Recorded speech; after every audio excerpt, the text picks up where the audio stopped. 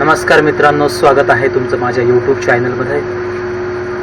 आजच्या या लेक्चरमध्ये आपण अल्फ्रेड जॉर्ज गार्डिनर यांची रचना ऑन सेईंग प्लेस पाहणार आहोत. हा जो पार्ट आहे, ही जी शॉर्ट स्टोरी आहे, ही शिष्टाचारासंदर्भात आहे. आपण एक समाजशील प्राणी आहोत, आपण एक ग्रेगॅरियस ॲनिमल आहोत, एक सोशल ॲनिमल आहोत. आणि आम्ही समाजशील प्राणी असल्या कारणाने आम्ही समाजामध्ये जेव्हा वागताना, बोलताना, दुसऱ्याशी डीलिंग करताना किंवा दुसऱ्याशी जेव्हा केव्हा आमचा संबंध येत असतो, तर तेव्हा आमचे शिष्टाचार कसे असले पाहिजेत, आमच्या मॅनर्स कशा असल्या पाहिजे, मॅनरिझम कशा असल्या पाहिजे, इटिकेट कशा असल्या पाहिजे, वे ऑफ लाईफ काय असली पाहिजे आमची, हे सांगितलेलं आहे. तसं प्रत्येक संस्कृतीमध्ये, म्हणजे वेगवेगळ्या संस्कृतीमध्ये मॅनरिझम वेगवेगळे असू शकतात. त्यांचे जे काही कोड असेल ते वेगवेगळे असू शकतात, शिष्टाचार वेगवेगळे असू शकतात. पण त्या संस्कृतीला साजेसे असे शिष्टाचार की ज्याने कुणाच्या भावना दुखावणार नाही,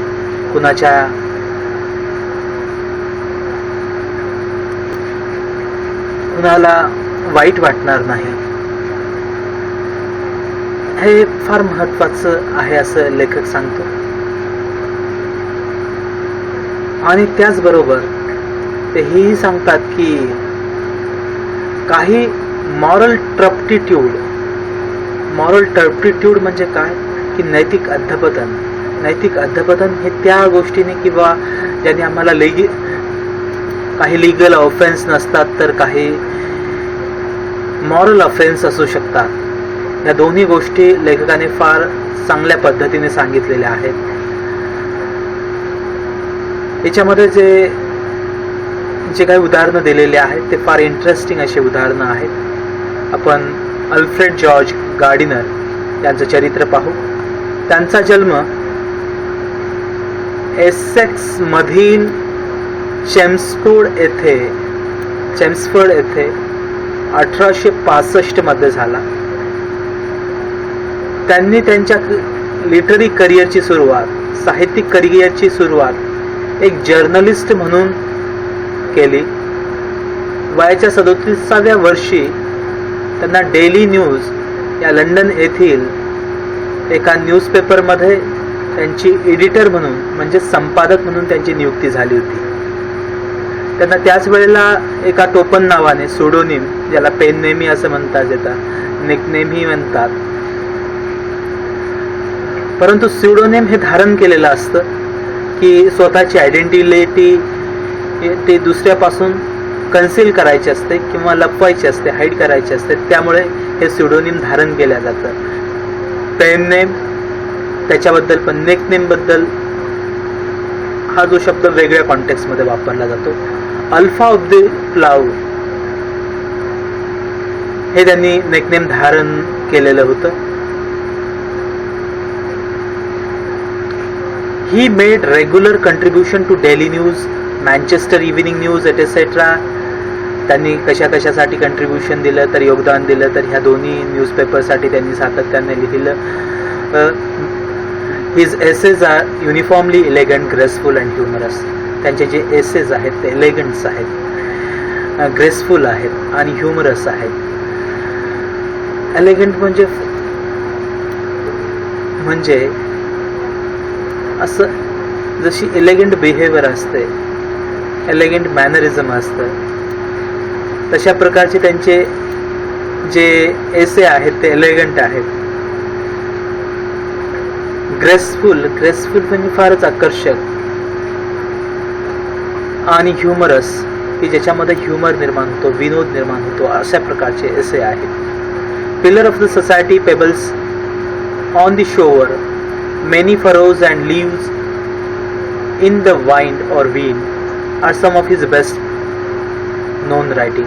त्यांच्या नावाजलेल्या ज्या रायटिंग्स आहे, pillar of society, pebbles on the shore, many furrows and leaves in the wind आहेत. हिज युनिकनेस लाईज, त्यांचा विशेष विशेषत्व किंवा त्यांचा वेगळेपणा किंवा त्यांचा आगळेवेगळेपणा किंवा त्यांची विशिष्टता काय असेल, तर त्यांची जे फंडामेंटल ट्रूथ आहे, बेसिक ट्रूथ ऑफ लाईफ, जीवनाचं बेसिक सत्य in a easy and amusing manner, ते एकदम सोप्या आणि एकदम इंटरेस्टिंग पद्धतीने, अम्युझिंग पद्धतीने त्यांची मांडण्याची क्षमता, सांगण्याची क्षमता, हा त्यांचा आगळेवेगळेपणा आहे. ही raised the questions of morality in everyday life. त्यांनी दैनंदिन जीवनामधील जी नैतिकतेबद्दलचे प्रश्न उपस्थित केलेले आहेत. आता ऑन द सेइंग प्लीज ही जी शॉर्ट स्टोरी आहे ही काय करते, तर it points out the value of good manners in social life and emphasizes the importance of courtesy and politeness in daily behaviour. या शॉर्ट स्टोरीमध्ये ते चांगल्या शिष्टाचाराचं किंवा चांगल्या वर्तणुकीचं किंवा चांगल्या बिहेवियरचं सामाजिक जीवनामधील जे महत्त्व आहे ते इथे सांगतात. आणि कर्टसीबद्दल फारच ते कर्टसी आणि पोलाइटनेसमध्ये दररोजच्या जीवनामध्ये, दररोजच्या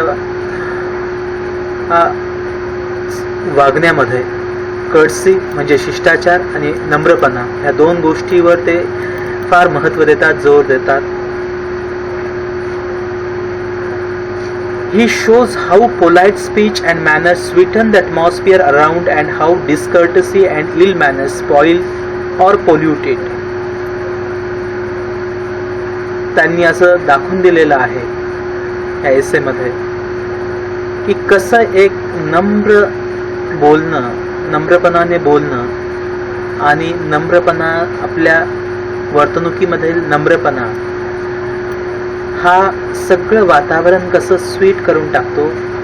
जे काही लोक आजूबाजूला असते सगळेमध्ये एक प्रकारचा गोडवा निर्माण करतात.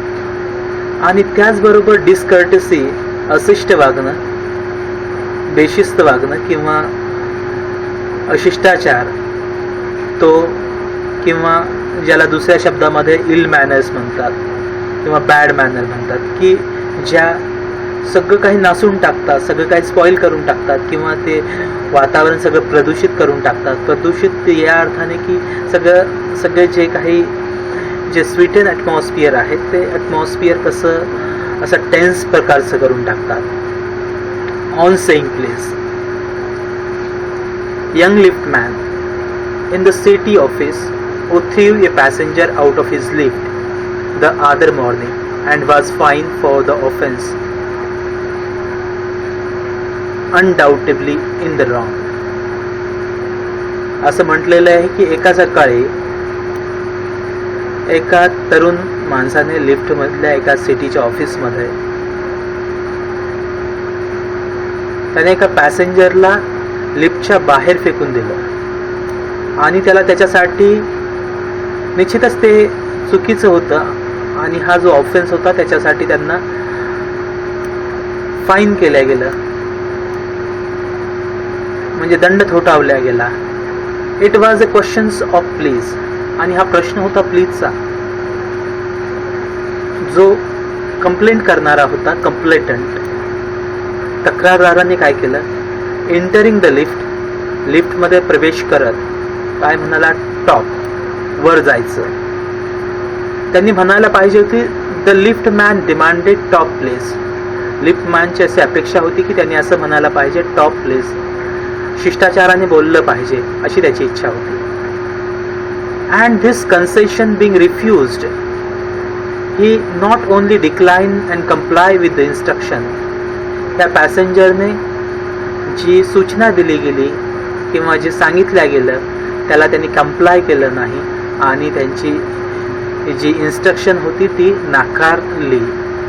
But hurled the passenger out of lift. And this concession being refused, he not only declined to comply with the instruction but hurled the passenger out of the lift. Now the meaning of this sentence is quite bit appear complex. The liftman demanded the top place, and this concession being refused, he not only declined to comply the instruction, but hurled the passenger out of lift, and this of course was carrying his comment on manner too far. आणि निश्चितच ही जी behaviour होती ही सगळ्याच लोकांकडून comment, याचा उच्चार comment केला जात नाही, कॉमेंट केला जातो. On the manner too far. Discourtesy is not a legal offence. अशिष्टाचार हा काही कायदेशीर गुन्हा नाही आणि it does not excuse assault and battery. पण यांना कुणाला केवळ हल्ला किंवा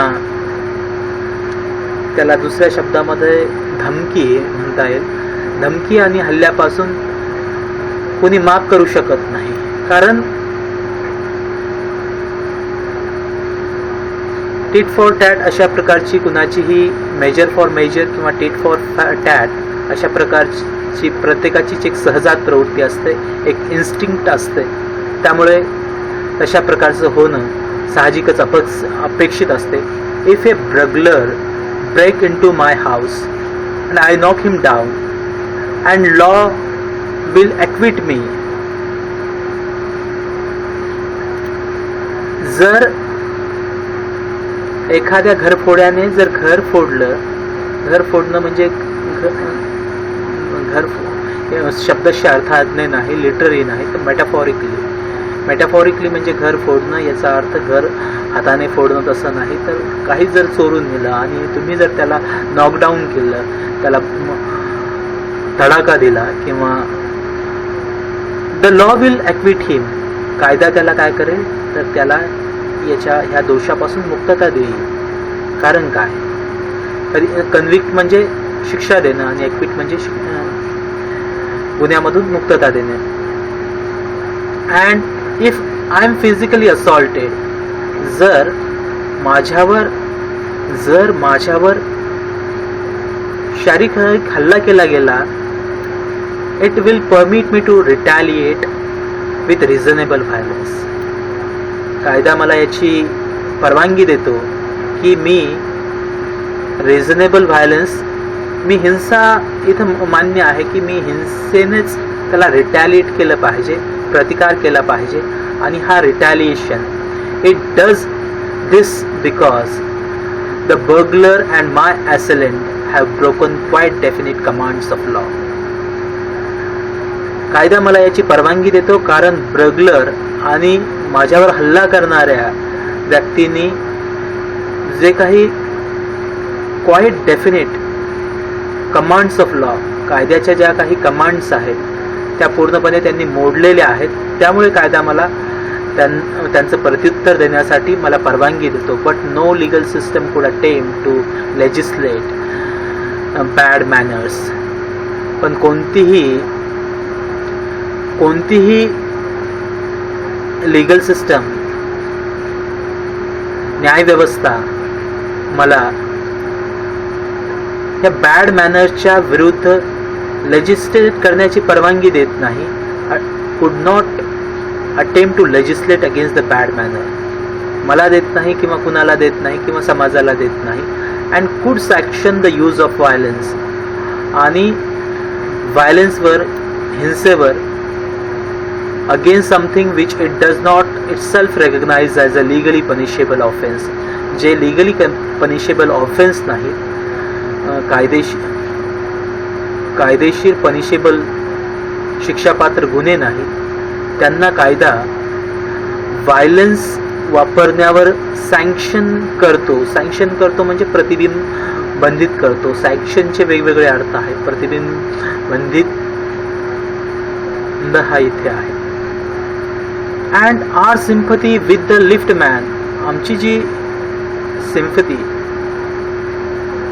आमची जी करुणा किंवा दया या लिफ्टमॅन संदर्भात आहे की we must admit that the law is reasonable. कायदा कसा आहे तर तो रिझनेबल आहे. हे आम्ही मान्य केलं पाहिजे. कारण it would never do if we were at liberty to box people's ear because we did not like their behaviour. म्हणजे आम्हाला एखाद्याची वर्तणूक आवडली नाही म्हणून कायदा आम्हाला इतकं स्वातंत्र्य देत नाही.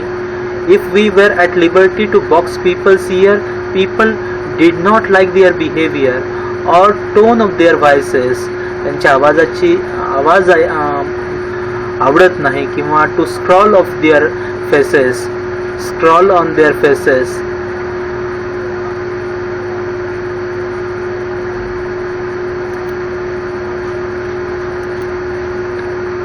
But no legal system could attempt to legislate against the bad manners or could sanction the use of violence against something which it does not itself recognize as the legally punishable offense.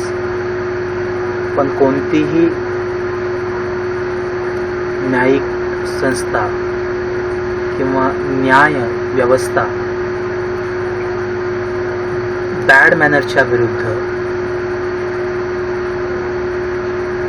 लोकांना असंच वागलं पाहिजे. But no legal system could attempt to legislate against bad manner.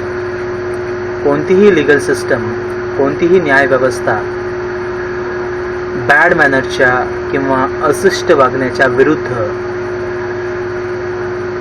Legislate करण्याचा किंवा तसं बाध्य करण्याचा प्रयत्न करत नाही, किंवा could sanction the use of violence against something which it does not itself recognize as a legally punishable offense. तसंच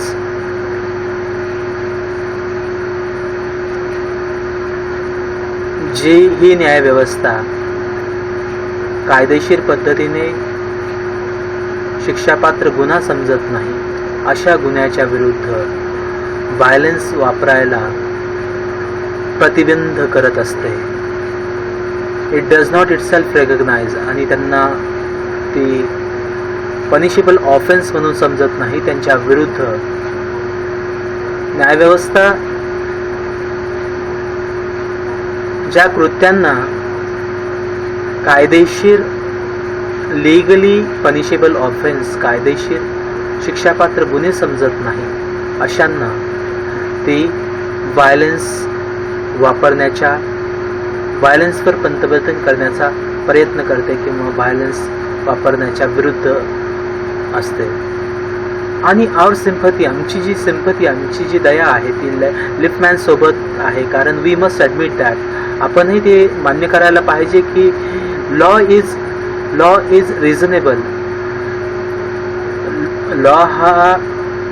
कायदा हा रिझनेबल आहे किंवा यथायोग्य आहे किंवा न्यायोचित आहे. म्हणजेच वी मस्ट ॲडमिट, आपण हे मान्य केलं पाहिजे की कायदा, लॉ हा रास्त म्हणजेच रिझनेबल असतो. It would never do if we were at liberty. It will never allow us to do if we were at liberty to box people's ear. To box means here is a meaning is given that fight with the fist, close hand. It would never do if we were at liberty to box people's ear because we did not like their behavior or the tone of their voices or the scrawl of their faces. Our fist would never be ideal, and the gutters of city would run with blood all days.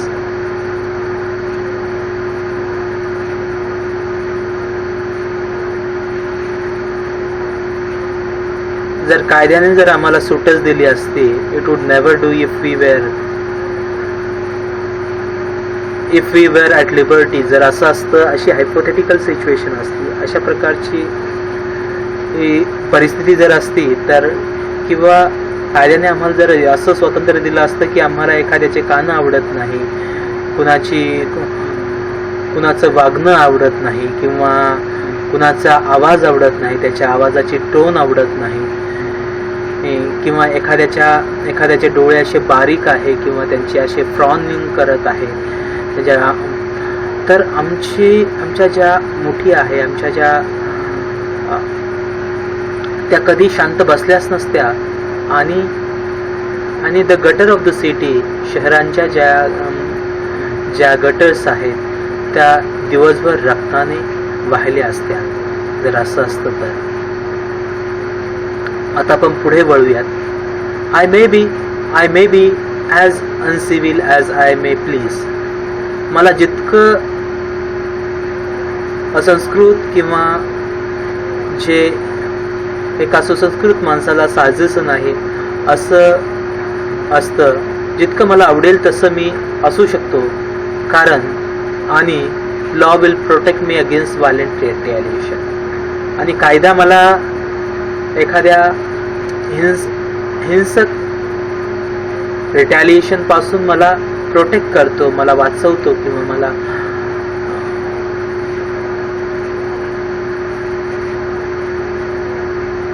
I may be hottie. मी गर्विष्ठ असेल किंवा मी फारच उद्धट असेल किंवा मी असंस्कृत असेल तरीही I may be haughty and boorish and there is no penalty to pay except the penalty of being written down and ill mannered fellow. फक्त मला कोणती शिक्षा दिली जाईल की देर इज नो पेनल्टी, मला कोणतीही शिक्षा नाही, त्याच्यासाठी कोणता फक्त त्याच्यामध्ये शिवाय की penalty of being written down as. लोक मला फक्त काय म्हणतील की इल मॅनर्ड फेलो आहे, शिष्टाचार नसलेला हा माणूस आहे, असा माझ्यावर फक्त ठपका ठेवला जाईल. परंतु law does not compel me to say please. पण कायदा मला प्लीज म्हणण्यासाठी बाध्य करत नाहीत, मला तसं कंपेल करत नाही, मला तसं नेसेसिटेट करत नाही, मला असं म्हणण्यास प्रवृत्त करत नाही किंवा मला तसं म्हणण्यास भाग पाडत नाही. or to attune my voice to other people's sensibility any more than it say, or attune my voice to other people's sensibility any more than it says that I shall not wax my mustache or dye my hair or wear ringlet down my back. It does not recognize the laceration cuts or teeth